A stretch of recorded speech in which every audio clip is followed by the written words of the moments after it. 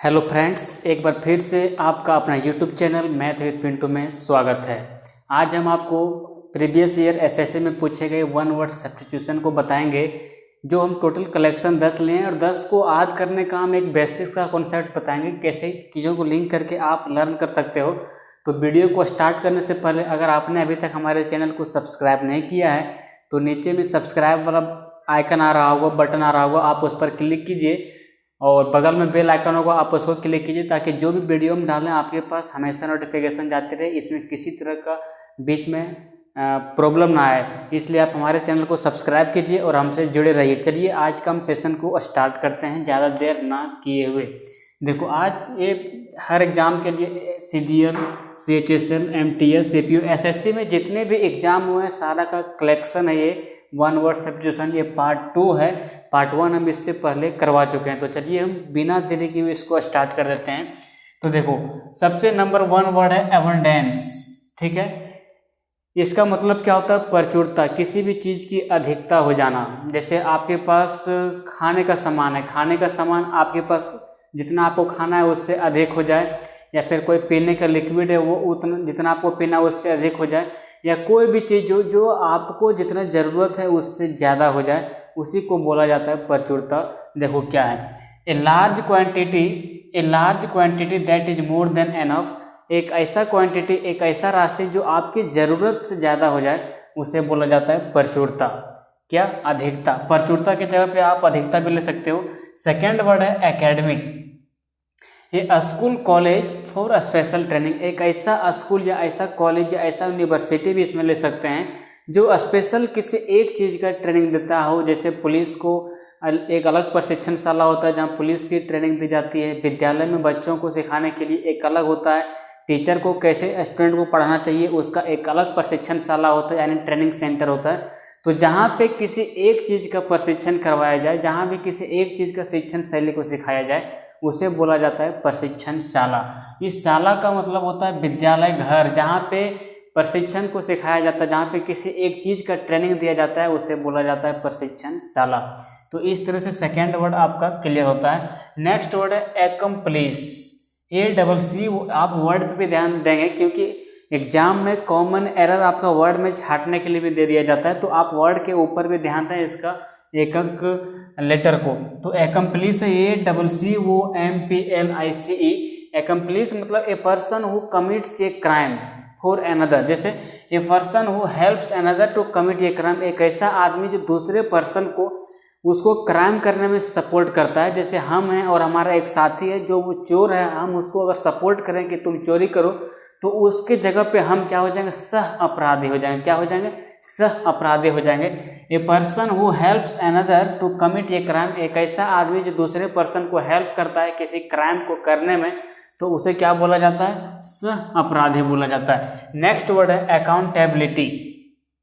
Responsibility to someone or some for activity.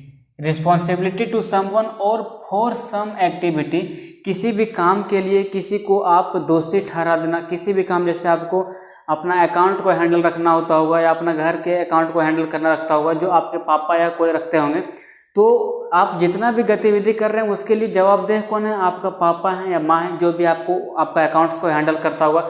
जैसे आपका ATM card है, जैसे आपका खाने पीने का जो खर्च आता है वो आप जहाँ रहते हैं उसका जो अकाउंट करता है, उसका जो देखभाल करता है, वो जो करता है उसे बोला जाता है क्या?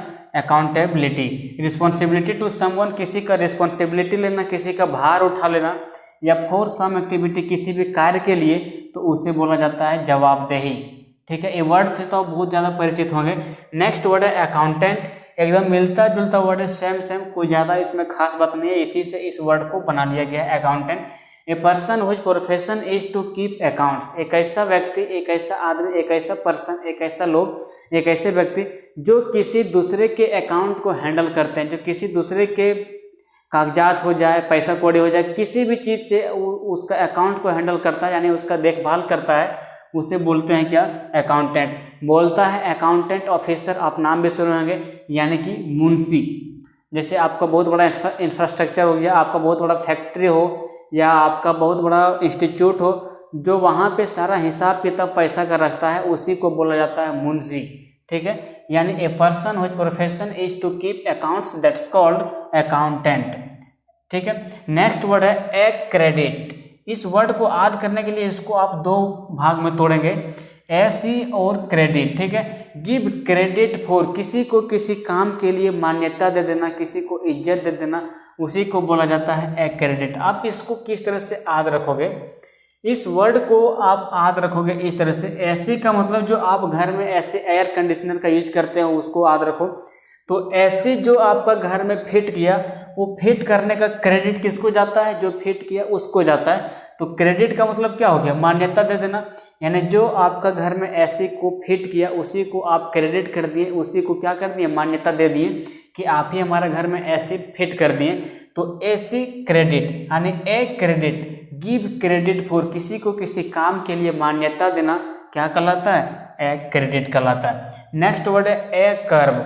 ठीक है, ACERV। नेक्स्ट वर्ड है ए कर्व, हर्ष और कोरोसिव इन टाउन, यानी कि कसैला आवाज़, ऐसा आवाज़ जो आपको सुनने में बिल्कुल पसंद नहीं आता है। जैसे आप मोबाइल फ़ोन के अंदर म्यूजिक सुनते हैं, ठीक है, वो आपको सुनने में अच्छा लगता है, लेकिन कोई जनरेटर का आवाज़ आता है या कोई ट्रक का आवाज़ आता है या फिर आप ऑटो से कभी सफ़र किएंगे उसका जो आवाज़ आता है, तो उस तरह के आवाज़ को बोला जाता है कसैला आवाज़, यानी कोरोसिव टोन, बहुत ही खराब टोन जो आपको सुनने में बिल्कुल अच्छा नहीं लगता है। तो इस तरह से आपका एक क्लियर हो गया होगा एक कर्व। नेक्स्ट है acoustics, study of sound. Study of sound को क्या बोलते हैं, एकॉस्टिक्स बोलते हैं, यानी ध्वनि का अध्ययन आपको क्या बोला जाता है, एकॉस्टिक्स बोला जाता है ध्वनि का अध्ययन को। एक क्वेश्चन आपका रेलवे एग्जाम में पूछ लिया जाता है, तो इंग्लिश कहीं कहीं जीएस के पोर्शन में भी सपोर्ट कर देता है, जहाँ पे इंग्लिश वर्ड का उपयोग होता है, सीधा इसका हिंदी ही हो जाता है ध्वनि का अध्ययन। ठीक है, नेक्स्ट वर्ड है 9 नंबर में एक्वेंट।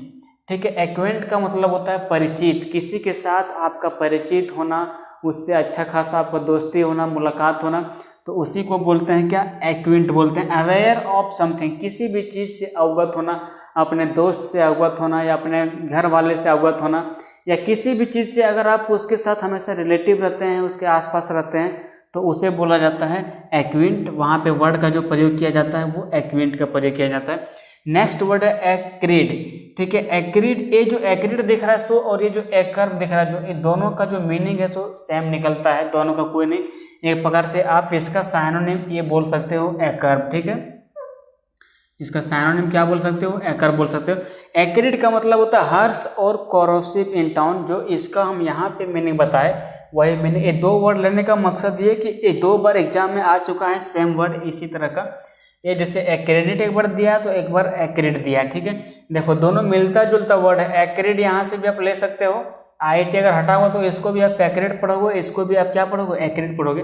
तो हर्ष और कोरोसिव इन टाउन, किसी भी चीज़ का जो आवाज़ हर्ष निकलता है, आपको बता ही दिया, ऑटो का, ट्रक का, या फिर कभी कभी डीजे का आवाज़, जो कभी कभी डीजे जो है सो कभी कभी बहुत ज़्यादा आवाज़ करने लगता है, उसका वॉइस जो गाना बजाना चाहिए वो बजता नहीं है और उसमें भी कोरोसिव टोन आता है। तो इस तरह से आपका आज 10 वन वर्ड सब्स्टिट्यूशन कंप्लीट होता है। तो आज का सेशन को हम यहीं पे अंत करते हैं। नेक्स्ट सेशन के लिए कल तक इंतज़ार कीजिए। जय हिंद, जय भारत।